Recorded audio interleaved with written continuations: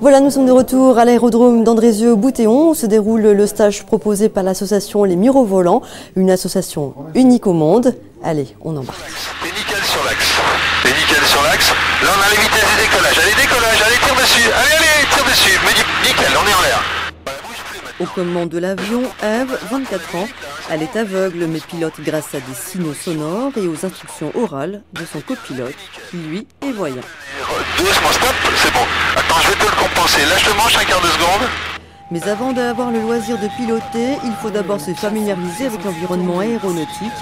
À l'aérodrome d'Andrézieux-Bouthéon, ils sont une dizaine à s'être inscrits à un stage de quelques jours pour s'initier ou approfondir leurs connaissances. Et comme pour n'importe quel pilote, il faut apprendre sur un simulateur. Dans l'oreille droite, avec un bip, et que plus tu inclines, plus le bip est rapide.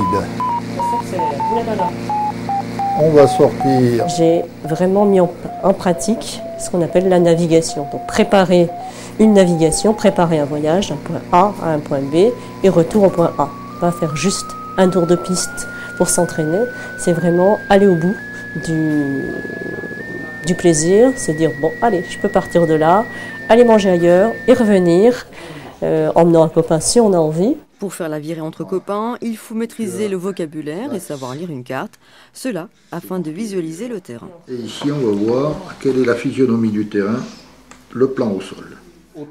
Le stage est organisé par l'association Les Mirovolants.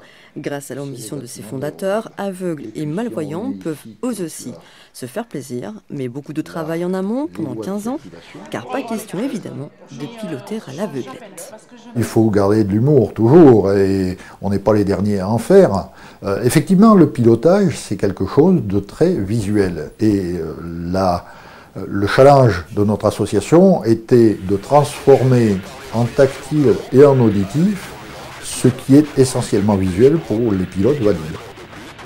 L'initiative des Mirovolants est unique au monde. Le but de l'association est d'exporter ses connaissances aux États-Unis dans le plus grand salon d'aéronautique du monde. En avant, on va freiner un tout petit peu.